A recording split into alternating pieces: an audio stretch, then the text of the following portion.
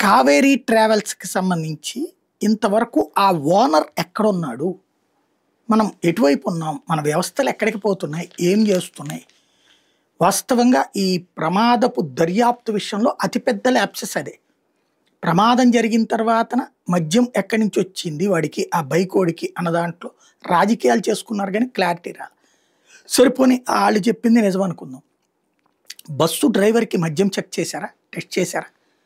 కో డ్రైవర్‌కి చెక్ చేశారా? ఎందుకు పారిపోయాడు అతను? అది స్పష్టత లేదు. రెండో పాయింట్ వచ్చేటప్పటికి యజమాని ఎవరు? తెలుసు కావేరీ ట్రావెల్స్ యజమాని ఎవరు అన్నది. మరి అతను ఎక్కడున్నాడు? అతను పట్టుకునే ప్రయత్నం ఎందుకు చేయలే? అతను ఎందుకు రాలేదు? ఇప్పుడు వినబడుతున్న మాట ఏంటంటే కోర్టులో లొంగిపోతాడట. అప్పుడు తొందరగా బెయిల్ వచ్చేస్తుందట. ఇది. ఎందుకంటే అతను తప్పేం లేదు. డ్రైవర్ తప్పే కాబట్టి అన్నటువంటి. ఓవరాల్‌గా అదే పాలిమర్స్, ఎల్‌జీ పాలిమర్స్ ఇష్యూనో లేకపోతే గనక అప్పుడు జరిగినటువంటి ఇన్సిడెంట్స్ అయితే ఊరుకునేవాళ్ళమా? వదిలేవాళ్ళమా? ఎంత వెంటాడేవాళ్ళం?